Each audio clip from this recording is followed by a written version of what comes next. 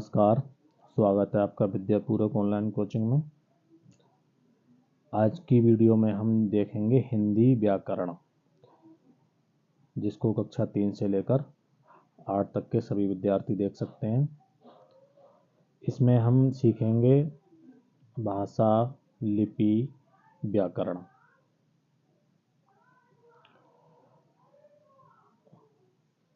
भाषा का अर्थ।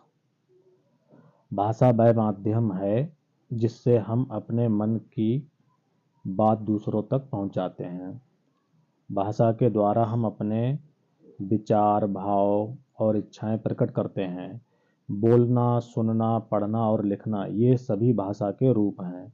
भाषा के बिना आपस में समझ और बातचीत संभव नहीं है।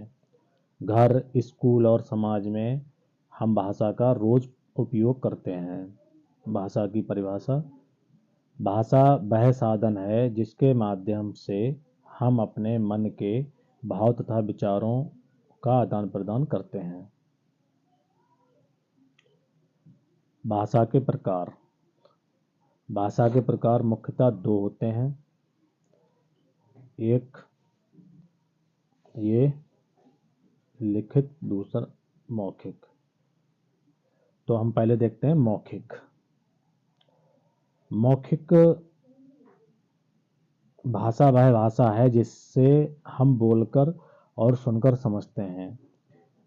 इस भाषा का उपयोग हम रोज बातचीत करते हैं। इस भाषा में हम रोज बातचीत करते हैं। फ़ोन पर बात करना, दोस्तों से बोलना, यह मौखिक भाषा है। इस भाषा में आवाज़ और कान का उपयोग होता है। लिखित भाषा को देखते हैं। लिखित भाषा वह भाषा है जिसे हम लिखकर और पढ़कर समझते हैं। किताब, कॉपी, पत्र और बोर्ड पर लिखा हुआ सब लिखित भाषा है। इस भाषा में कागज, कलम और किताब का उपयोग होता है। लिखित भाषा से बातें लंबे समय तक सुरक्षित रहती हैं। याद रखने की बात है, बोलना, सुनना ये मौखिक भाषा है। लिखना और पढ़ना ये लिखित भाषा है। भाषा और बोली। भाषा को पीछे समझ लिया गया है, अब हम समझते हैं बोली को। बोली एक क्षेत्र विशेष में बोली जाती है। बोली की लिपि नहीं होती, बोली का व्याकरण भी नहीं होता। बोली किसी भाषा के अंतर्गत आती है तथा एक भाषा की कई बोलियां होती हैं। जैसे हिंदी भाषा की बोलियां हैं खड़ी बोली, ब्रजभाषा, अवधी, हरियाणवी, भोजपुरी। इनको उदाहरण के द्वारा हम समझते हैं। जैसे हमने एक वाक्य बोला, कहाँ जा रहे हो। ये हिंदी भाषा की खड़ी बोली का वाक्य है। अब इसी वाक्य को हम ब्रज भाषा में बोलेंगे। ये भाषा नहीं है, ये बोली है। हिंदी भाषा की ब्रज भाषा बोली है ये। कहाँ जा रहे हो ये खड़ी बोली का वाक्य हो गया। ब्रज भाषा में बोलेंगे इसे, कितकू जाए रहो है। अवधि में इसी वाक्य को हम बोलेंगे, कहाँ जात अहो। हरियाणवी में बोलेंगे इसी वाक्य को, कित जावे सै या कित चाल्या।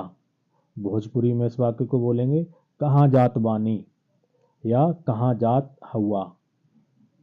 ये बोली का प्रयोग करके हमने आपको बताया। बाकी के अपने अपने क्षेत्र की अलग अलग और भी बोलियां हो सकती हैं।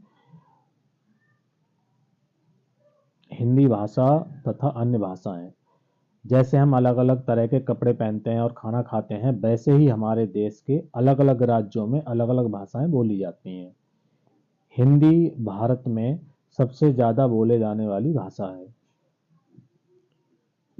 यह हमारी राजभाषा है। हर साल 14 सितंबर को हम हिंदी दिवस मनाते हैं। हिंदी के अलावा हमारे देश भारत में अन्य भाषाएं भी बोली जाती हैं। जैसे पंजाब प्रांत में पंजाबी बोली जाती है, बंगाल में बांग्ला, गुजरात में गुजराती, महाराष्ट्र में मराठी, तमिलनाडु में तमिल भाषा। और हिंदी भाषा भारत में बोली जाती है। इसी तरह से दुनिया में अन्य देशों में और भी भाषाएं बोली जाती हैं। कुछ विदेशी भाषाओं के नाम हैं, जैसे अंग्रेजी, जापानी, चीनी, अरबी। जापान देश में जापानी भाषा बोली जाती है, चीन देश में चीनी, और खाड़ी के देशों में जैसे सऊदी अरब हो गया, उधर अरबी भाषा बोली जाती है। अब हम देखते हैं लिपि। लिपि के अर्थ को समझते हैं। जब हम कुछ बोलते हैं तो हमारे मुंह से कुछ आवाजें, ध्वनियां निकलती हैं। उन आवाजों को कागज पर लिखने के लिए कुछ खास चिन्ह, साइंस बनाए गए हैं। इन्हीं निशानों या चिन्हों को लिपि कहा जाता है। लिपि की परिभाषा है, किसी भी भाषा को लिखने के ढंग को लिपि कहते हैं। हिंदी की लिपि देवनागरी लिपि है। उदाहरण के माध्यम से लिपि को समझते हैं और थोड़ा सोचिए। आपको एक शब्द बोलना है आम। अब इसे अलग अलग भाषाओं में लिखने का तरीका, लिपि अलग होगी। हिंदी में हम आ और म लिखकर आम लिखते हैं, यह देवनागरी लिपि है। अंग्रेजी में हम MANGO लिखकर मैंगो लिखते हैं, ये रोमन लिपि है, जो अंग्रेजी की लिपि है। यह शब्द का मतलब एक ही है, लेकिन लिखने का ढंग बदल गया है, इसी ढंग को लिपि कहते हैं। देवनागरी लिपि तथा अन्य लिपियां। हर भाषा की अपनी लिपि होती है। अब एक उदाहरण के माध्यम से हम समझते हैं।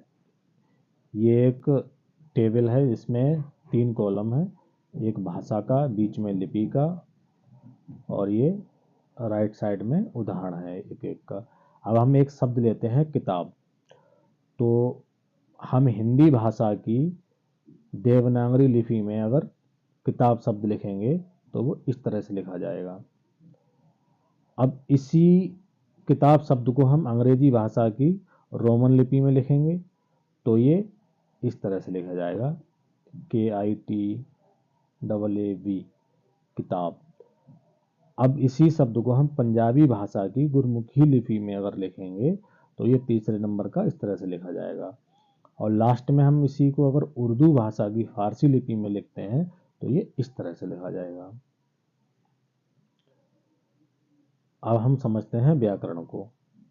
व्याकरण की परिभाषा को जानते हैं। व्याकरण वह शास्त्र है जो भाषा के शुद्ध बोलने और लिखने के नियमों की जानकारी देता है।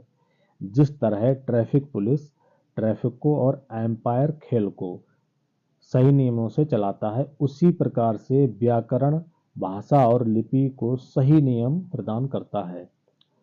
एक उदाहरण से समझते हैं। जैसे हमारे पास 2 वाक्य हैं। वाक्य नंबर 1, रामू है खाती खाना। दूसरा, रामू खाना खाता है। अब इसमें आप खुद चुनिए कि कौन सा वाक्य सही लग रहा है। जाहिर सी बात है दूसरे नंबर का वाक्य सही लग रहा होगा, रामू खाना खाता है। रामू है खाती खाना, ये ऊंट पटाक सा वाक्य लग रहा है। तो ये इसलिए है कि इसमें व्याकरण के नियमों का प्रयोग नहीं किया गया है। अब रामू खाना खाता है, इसमें शुद्ध व्याकरण का जो भी रूल है वो इसमें फॉलो किया गया है। इसी तरह से आगे भी किताबें लिखी जाती हैं, पूरा साहित्य लिखा जाता है तो व्याकरण के नियमों के आधार पर लिखा जाता है। ये इसमें रामू के बाद खाना ही क्यों आया, खाता क्यों नहीं आया, या फिर है क्यों नहीं आया, ये सब जानकारी हमें व्याकरण से मिलती है कि किस शब्द के साथ कौन सा शब्द प्रयोग किया जाता है। और विराम चिन्ह, ये पूर्ण विराम ही क्यों आया, क्वेश्चन मार्क यहाँ पर क्यों नहीं आया, या फिर और ये सारी चीज़ें हमें व्याकरण से ही मिलती हैं। व्याकरण को विस्तार से हम आगे सीखेंगे। कुछ व्याकरण के अंग होते हैं जैसे वर्ण विचार, शब्द विचार, वाक्य विचार, साहित्य आदि। ये सब व्याकरण के अंग हैं। आगे हम व्याकरण को विस्तार से सीखेंगे। ये आज की वीडियो आपकी समाप्त होती है और इसमें ये कुछ प्रश्न दिए हैं, इनको आपको एक कॉपी पेन पर लिखकर देखना है।